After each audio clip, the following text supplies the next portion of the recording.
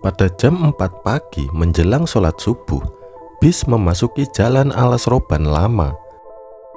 Tetapi berjalan melayang, melintas di samping bis dengan santainya.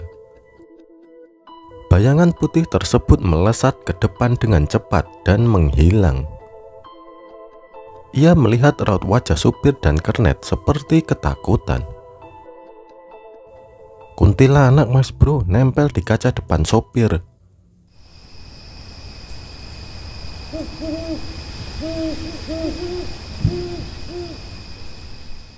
Selamat datang di Buzz Story, cerita waktu malam.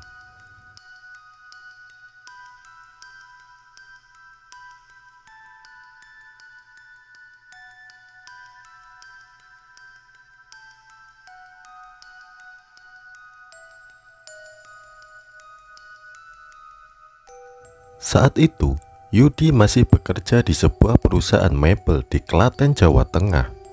Setiap Sabtu malam, Yudi pulang ke Batang, dan setiap Minggu malam, ia berangkat kerja ke Klaten menggunakan bis. Biasanya, Yudi naik bis dari Batang antara jam 12 sampai jam 2 dini hari, dengan cara menyetop bis jurusan Jakarta Solo atau Jakarta Jogja yang melintasi Jalan Pantura Batang, dan tentunya melewati Alas Roban.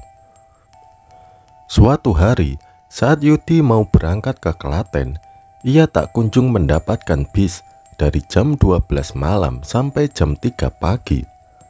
Ia bergadang di pinggir Jalan Pantura menunggu kedatangan bis. Pada jam setengah 4 pagi, Yudi baru mendapat bis ekonomi jurusan Jakarta Wonogiri. Kondisi fisik bis tersebut sudah banyak yang keropos dengan penumpang yang penuh sesak. Yudi pun tidak kebagian tempat duduk yang membuatnya harus berdiri di bagian belakang.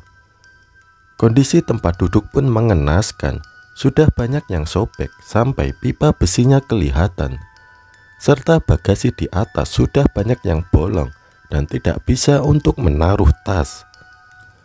Bis melaju pelan, mungkin kecepatannya sekitar 60-70 km per jam. Pada jam 4 pagi menjelang sholat subuh, bis memasuki Jalan Alas Roban Lama, Jalan Alas Roban Tengah yang berkelok-kelok. Kondisi jalan sangat sepi. Di saat itu, hampir semua penumpang bis tertidur. Sementara Yudi berdiri sambil pegangan pipa besi yang menempel di atas kabin bis. Walau badan terasa capek dan ngantuk, tapi tetap saja tidak bisa tidur dengan kondisi berdiri. Saat Yudi sedang melihat pandangan di sekitar sebelah kiri bis, ia melihat sesuatu yang aneh. Ada bayangan putih, bentuknya seperti orang memakai gaun putih panjang, tetapi berjalan melayang, melintas di samping bis dengan santainya. "Kuntilanak Alas Roban," pikir Yudi. Yudi menengok ke kanan dan ke kiri. Maksud hati ingin menunjukkan ke penumpang lain bahwa ada penampakan di sisi kiri bis. Namun, semua penumpang bis sedang tertidur dengan lelap. Saat ia kembali memandang keluar di sisi kiri bis, ternyata bayangan putih itu masih ada. Entah kenapa ia terus mengamati bayangan putih tersebut. Dan sesaat kemudian, bayangan putih tersebut melesat ke depan dengan cepat dan menghilang.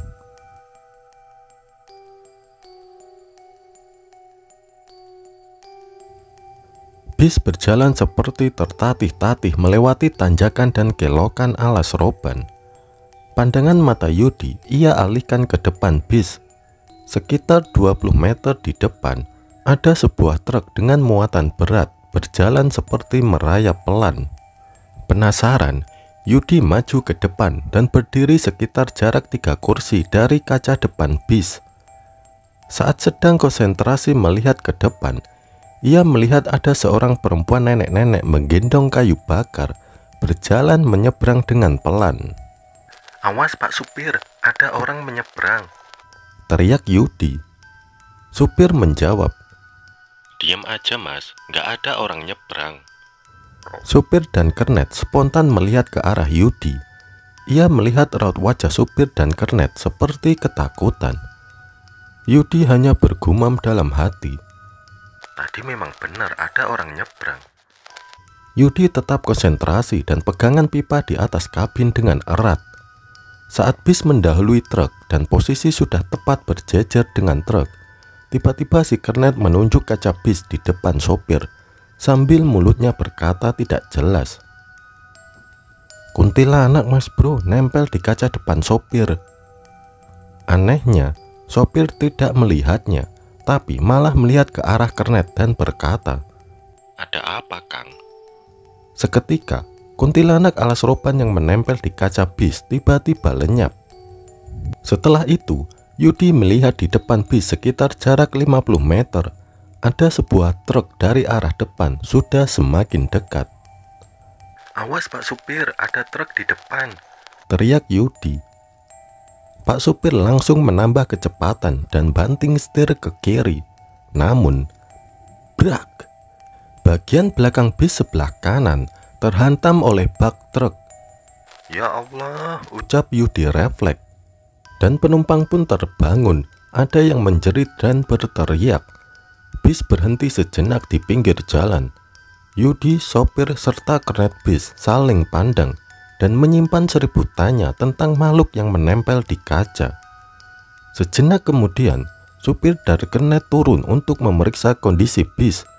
Ternyata kaca bagian belakang sebelah kanan pecah. Namun untungnya semua penumpang selamat. Sopir dan kernet berdiskusi sejenak, dan akhirnya bis tetap jalan pelan dengan kondisi kaca belakang yang pecah. Sampai di rumah makan seberang terminal Bahurekso Kendal, bis berhenti dan kaca yang pecah diakalin dengan cara diganjal bambu serta diberi plastik yang tebal. Sungguh pengalaman yang menegangkan dan mengerikan.